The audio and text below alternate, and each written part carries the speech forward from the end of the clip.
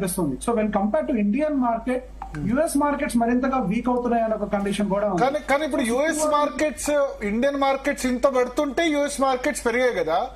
US markets week అవడం వల్ల మనం పెరిగే అవకాశం ఉండదా? వాళ్ళ డాలర్ ఇండెక్స్ కానీ లేకపోతే బాండ్ ఈల్డ్స్ కానీ ఇవన్నీ అది అట్రాక్టివ్ గా లేదు, యుఎస్ మార్కెట్ పడిపోతుందని ఎఫ్ఐఎస్ మళ్ళీ మన దగ్గర రారా? డెఫినెట్ గా వచ్చే అవకాశాలు ఉన్నాయండి. కాకపోతే దానికి మరికొంత సమయం పట్టొచ్చు కూడా. సో మనకు అది గిఫ్ట్ నిఫ్టీ చూస్తే మనకు అదొక ఇండికేషన్ నెక్స్ట్ మార్కెట్ ఎలా ఉంటుంది అని. సో మన శుక్రవారం నైట్ గిఫ్ట్ నిఫ్టీ దాదాపుగా 200 పాయింట్లు సోమవారం నాడు గ్యాప్ డౌన్ ఉండే అవకాశాలు ఉన్నాయి అన్నట్టుగానే అయితే ఇండికేషన్ ఇస్తుంది. మనకు దాదాపుగా 22,617 దగ్గర ఓపెన్ అవుతుంది సుమారుగా అన్నట్టుగా క్లియర్ గా డేటా కనిపిస్తుంది. సో ఇండియన్ మార్కెట్స్ కూడా కొంతవరకు ఇంకా సెల్ ఆఫ్ కంటిన్యూ అయితే అవుతుంది.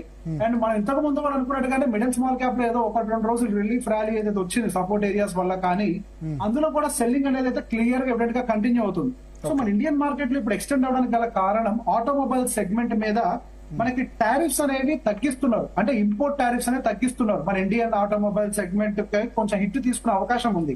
ఇంతకు ముందు 110% మనకి దాదాపుగా ఇంపోర్ట్ టారిఫ్ ఉండేది, ఇప్పుడు దాన్ని 15% తీసుకొస్తాము అని ఒక న్యూస్ బయటికి రావడం తోటి మనకి ఆటో సెగ్మెంట్ అనేది ఆ వీక్నెస్ ని ఎక్స్టెండ్ చేయడం అయితే క్లియర్ గా కనిపిస్తుంది. సో మనకి ఆటో సెగ్మెంట్ లో మరికొన్ని కామెంటరీస్ కూడా వినపడుతున్నాయి. సో టెస్లా ఎంత వచ్చినా గానీ వాళ్ళు ప్రీమియం కార్స్ తోటి వస్తారు, లగ్జరీ కార్స్ తోటి వస్తారు. Tesla minimum car 33 లక్షలట. 33 లక్షలు పెట్టి కొనే వాళ్ళు చాలా తక్కువ మంది కదా మన దగ్గర. Exactly sir. సో బేసిక్ గా ఇదే ఆర్గ్యుమెంట్ ప్రతి ఒక్కరి దగ్గర ఉంది సార్. ఇక్కడ మనం ఇంకో విషయం కూడా అర్థం చేసుకోవాలి. ఇండియా అనేది 3rd largest automobile consumption country అన్నమాట. సో ఇండియన్ ఎకానమీ లాంటి వాటిల్లో గనక వాళ్ళ కార్ ని లాంచ్ చేసేటప్పుడు కొత్త ప్రోడక్ట్ తో రాకుండా ఉంటారని మనం అనుకోకూడదు. సో టెస్లా లాంటి వాళ్ళకి ఒక కొత్త కార్ మ్యానుఫాక్చరింగ్ తోటి ఒక 20-25 లాక్స్ రేంజ్ లో కార్ ని తీసుకోవడం సమస్య కాదు.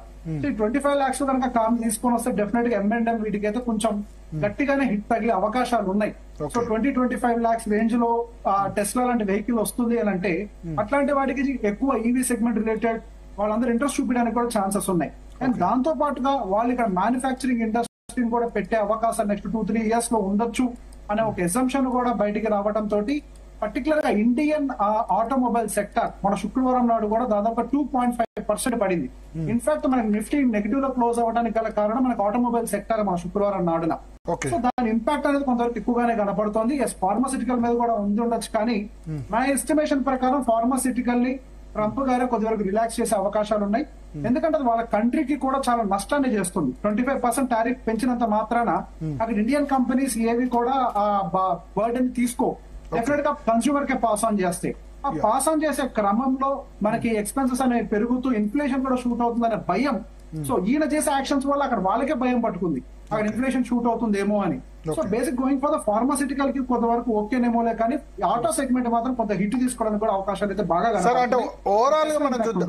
ఓవరాల్ గా చూద్దాం 22,800 దగ్గర చాలా గట్టి సపోర్ట్ తీసుకుంటుంది కదా నిఫ్టీ. అవునండి, ఇప్పటికి 4-5 సార్లు బ్రేక్ చేసే ప్రయత్నం చేసినా జరగలేదు. మొన్న కొంచెం 22,800 బిలో స్లైట్లీ ఎండ్ అయింది.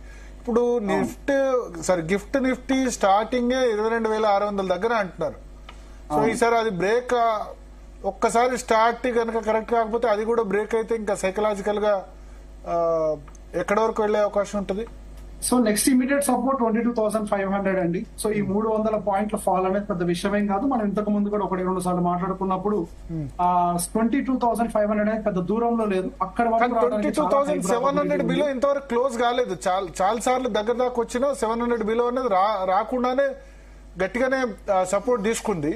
సో ఫస్ట్ టైం మళ్ళీ ఇప్పుడు 22,700-500 బిలో అవుతే అది ఇంకా కిందికి వెళ్ళదా? కొద్దిమంది అంటారు 19,000కు వస్తుంది నిఫ్టీ అని జూన్ వరకు. 19,000కి రావడం అనేది మార్కెట్ కి అయితే సాధ్యం కాదని ఇక్కడ కొన్ని విషయాలు అర్థం చేసుకోవాలి. ఎప్పుడైతే మనకు మార్కెట్ పైకి వెళ్తుంటుందో 30,000కి వెళ్తుంది అంటారు, కిందకి వచ్చేటప్పుడు 19,000 అంటారు. సో మనం ఇక్కడ కంపెనీ నెంబర్లను కూడా గమనించాలి. లార్జ్ క్యాప్ సెగ్మెంట్ లో నెంబర్లు మరీ బ్యాడ్ గా అయితే లేవు, అవి ఎక్స్పెక్టేషన్స్ తోటి ఇన్లైన్ అయ్యాయి. సూపర్ గా కూడా రాలేదు, కానీ ఎక్స్పెక్టేషన్స్ తోటి ఇన్లైన్ అవ్వటం అండ్ వాళ్ళ ఫ్యూచర్ లో కామెంటరీకి సంబంధించి కూడా ఎస్టిమేషన్స్ అనేవి గైడ్ లైన్స్ అనేది కూడా కొంత బెటర్ గా ఇవ్వటం, ఇదంతా కూడా కొంత పాజిటివ్ ఆస్పెక్ట్స్ కూడా మార్కెట్ లో ఉన్నాయి.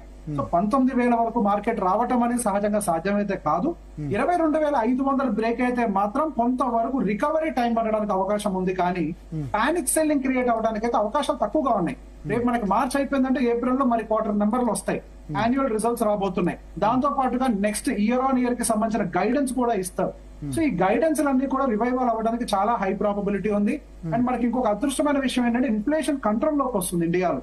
సో ఇన్ఫ్లేషన్ కంట్రోల్ అంటూ జరుగుతుంది ఇండియాలో అంటే మనకి going further FMCG, consumption, banks ఇవన్నీ కూడా రివైవ్ అయ్యి మనకి మార్కెట్ ని స్టెబిలైజ్ చేసే ప్రయత్నం చేసే అవకాశం ఎక్కువగా కనపడుతున్నాయి. సో పడుతుంది కాబట్టి పడిపోతుంది అలానే కంటిన్యూ అవుతుంది అని అంటే డెఫినెట్ గా సాధ్యం కాకపోవచ్చు. హైలో ఉన్నప్పుడు కిందకి రావడం ఎంత సహజమో మళ్ళీ నెంబర్స్ బాగుంటే మార్కెట్ అక్కడ స్టెబిలైజ్ అయ్యి ఒక డైరెక్షన్ తీసుకోవడం కూడా ప్రాబబిలిటీ ఉంటుంది. కానీ ఎస్ ఇక్కడ ఒక రెండు మీ ఉద్దేశంలో హైలీ అన్లైక్లీ 22,000 బిలో కంటే పడిపోవడం అయితే కష్టం అంటారా? నా ఉద్దేశంలో 22,000 బ్రేక్ చేయడం అయితే చాలా కష్టమని అనుకుంటున్నానండి. ఈ లోపల మనకి కార్పొరేట్ నంబర్స్ కూడా వస్తాయి. మార్కెట్ ఆల్రెడీ కావాల్సిన కార్పొరేట్ నెంబర్ రావాలంటే మళ్ళీ ఏప్రిల్ ఫస్ట్ వీక్ వెళ్ళాలి. ఇప్పుడు 22,000 బిలో ఒక 2-3 రోజులు చాలు. ఇప్పుడు నాకు తెలిసి ఫిబ్రవరి 28 ఇప్పుడు పడుతున్న విధానం లాగా చూస్తే రోజు 200-300 పాయింట్లు పడితే కనుక 22,000 బిలో రావడం బహుశా మార్చి ఫస్ట్ వరకు కూడా ఆగిపోవచ్చు అన్నట్టు అనిపిస్తుంది. శివరాత్రి అటువంటి సైకలాజికల్ ఇంపాక్ట్స్ ని క్రియేట్ చేయడమే మార్కెట్ యొక్క పని అండి. సో మార్కెట్ లో మనకి 22,000 దగ్గరికి రాగానే అటు ఎల్ఐసి లాంటి కంపెనీలు కూడా ఇంటర్ఫియర్ అయ్యే అవకాశాలు ఎక్కువగా ఉంటాయి. సో మార్కెట్ ఎక్కడి నుంచి ర్యాలీ అయింది, ఎక్కడి నుంచి వచ్చింది అని చూసుకుంటే ఫిబొనాచి మనకి 50% ఆల్మోస్ట్ ఫాల్ వచ్చినట్టే. 22,500 వచ్చింది అని అంటే so 50% fall from the last leg of the rally జరిగినప్పుడు వచ్చింది అని అంటే డెఫినెట్ గా దాన్ని పెద్దవాళ్ళందరూ అడ్వాంటేజ్ తీసుకునే ప్రయత్నం చేస్తారు. ఇండియన్ ఎకానమీ ఏమైనా వీక్ గా ఉంది అని అంటే ఎస్, ఎకానమీ వీక్ గా పూర్తిగా అయితే లేదు, కొన్ని కన్సర్న్స్ మాత్రం అయితే డెఫినెట్ గా ఉన్నాయి. అండ్ మార్కెట్ కొలాప్స్ అయ్యే అంత కన్సర్న్స్ అయితే మన మార్కెట్ లో లేవు. మార్కెట్ ఇక్కడ నుంచి స్టెబిలైజ్ అవ్వడానికి అవకాశం ఉంటుంది. అండ్ 5 నెలల పాటు కన్సిక్యూటివ్ గా మనకి రెడ్ క్యాండిల్ ఫార్మేషన్ అనేది చరిత్రలో జరగలేదు. అట్లాంటిది ఇప్పుడు జరుగుతుంది. సో ఎప్పుడైనా గివెన్ పాయింట్ ఆఫ్ టైం ఇట్లా కన్సిక్యూటివ్ గా సెల్లింగ్ చేసిన తర్వాత సెల్లింగ్ ఎగ్జాషన్ అనేది జరుగుతుంది. సో ఇంతకు ముందు పైకి వెళ్ళేటప్పుడు బయింగ్ ఎగ్జాషన్ అనేది ఎలా జరిగి